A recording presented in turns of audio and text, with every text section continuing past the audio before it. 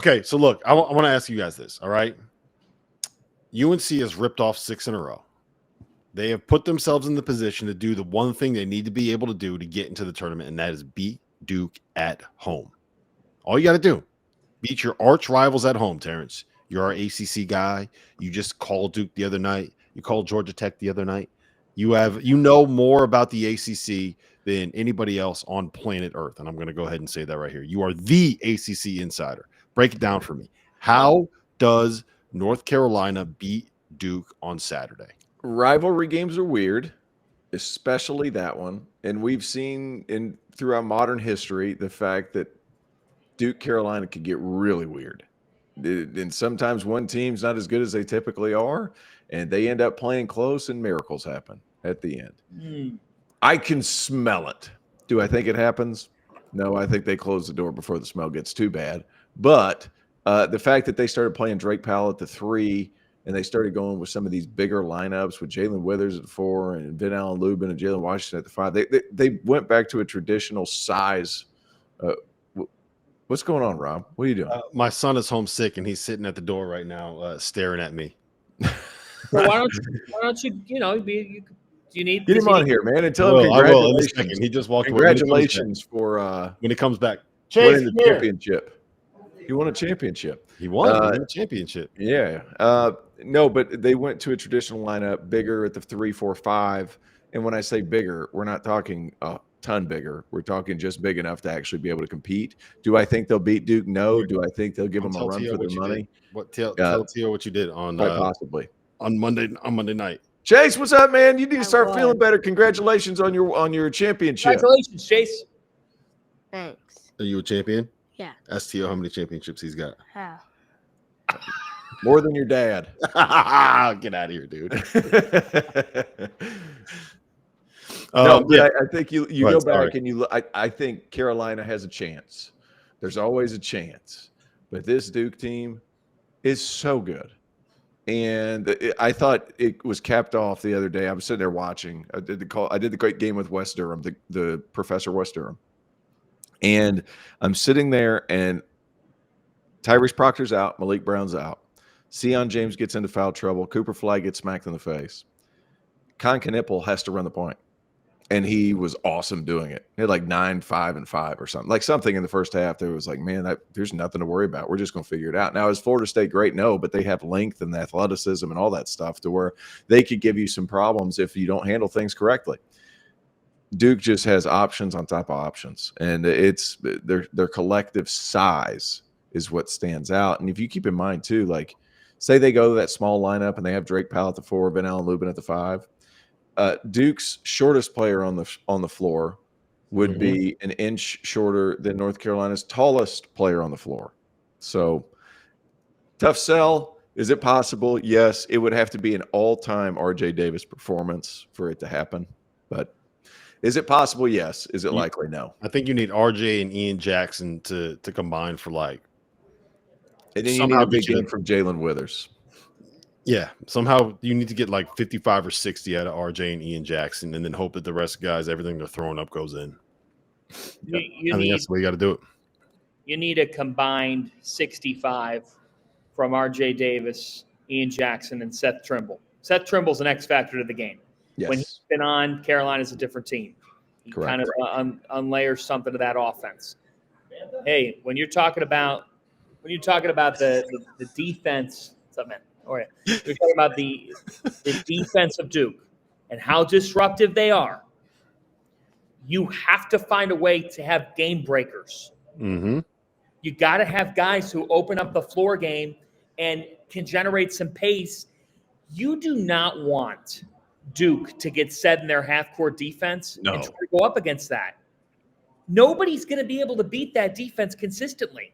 So you have to find some transition. In that regard, Carolina's got some weapons to do that.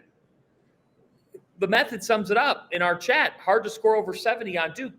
Damn right it is. And that's why, like at some point, if I'm Hubert Davis, I say, listen, guys, they think they've got this wrapped up. Let's face it, they blew you out the first time. Do it for your pride here, man. Defend. Dig in defensively. Like at some point, if Carolina is going to have a shot in this game, they're going to have to find a way to keep Duke from dribble penetration, force Duke on the perimeter, not wide open threes, although you might have to live with some things. We talked about that with Illinois. Illinois said to Sion James, hit a couple, let's dare you to. They did. I don't think you can just totally leave guys wide ass open. But you have to, this is a pride game. This is where you find out how much you value your coach and how much you value Carolina Blue. Like, yes, there's a lot at stake.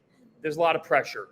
But you've got to generate pace, and you've got to say, you know what? Like, I also think this.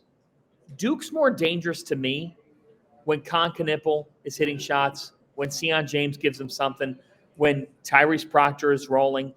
Like, it's not all Cooper. If Cooper scores 24, but he only has 2 assists, I actually would sign the dotted line right now.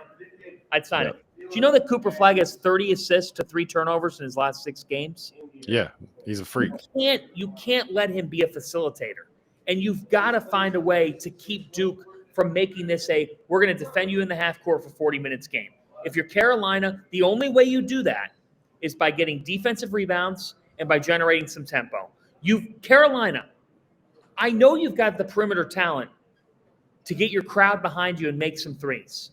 You're going to have to hit at least 12 threes in this game, and you need R.J. Davis to play like a first-team All-American. I think they also need a little bit in I feel like I'm going to regret this. They need to have a quicker leash on Elliot Cadeau because he can turn one bad possession into 4 quick.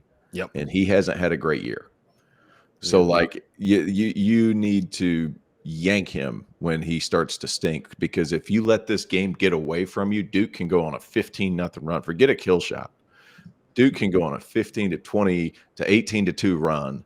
Like, and you can't let that happen, or you have to allow your crowd to be able to impact this game, because they're going to be fire. It's RJ Davis senior night. It's Duke coming in the building. Here's the stat that I was going to give you about Duke.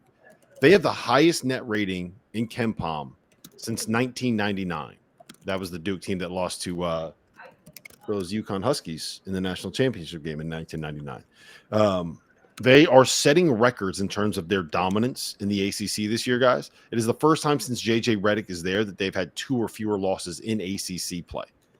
And if they lose at home to UNC, they will not be the 1 seed in the ACC tournament. If Clemson wins out and Duke loses to UNC, Clemson will be the 1 seed in the ACC tournament. It's the ACC is a really strange league this year. Really strange, and it was really bad in the non-conference. Yep. I don't really think bad. I don't think anyone is flying further under the radar right now than your Tigers, T.O. By the way, yeah, but that's okay. We'll stay there. I actually think, and I've said this on a game broadcast, Clemson could mess around with the right draw, make it to San Antonio. I do not disagree at all. They don't have a weakness. No. Like when you look at teams, like let's just we talked about BYU earlier, right? If you can climb up in their guards and get really physical with them defensively, you can force turnovers. Yegor Demon, as good as he is, if you put a 6'3" dude on him, he's not doing anything. He's turning the ball over there. Dylan Hall can turn the ball. Like there's ways that you can beat them, right? Same thing with Purdue. Same thing with you. Like there's ways that you could beat a lot of these teams. There's no specific matchup that you could look at for Clemson and say that team is going to give them a problem, because they do everything well. The question is, do they do it well enough to be able to beat some of the best teams in America? And I think that if they get the right draw, they can do what they did last year, because they were a couple of possessions away from getting there. They had beaten Alabama earlier in the season. Mm-hmm. I think it's possible. Yep. And I see something. Duke can't be a number 1 seed if they finish 3rd in the ACC period. That's just not true. And the reason being is the ACC, the top 3 teams are all going to be 18-2 at the end of this season. Yep. Barring a collapse from Louisville, who has like the 2 California teams as the last 2, and I didn't see their score last night or whenever, but and then Clemson has Boston College. Yeah. Duke's not finishing 3rd. They're finishing at worst tied for 1st. They just might not be the 1 seed because they lose a tiebreaker with Clemson, and there's 8,000 teams in the ACC, and it's not a double round robin. That's the reason why they wouldn't be the 1 seed. Yeah. So they'll still get a 1 seed in the NCAA tournament no matter what.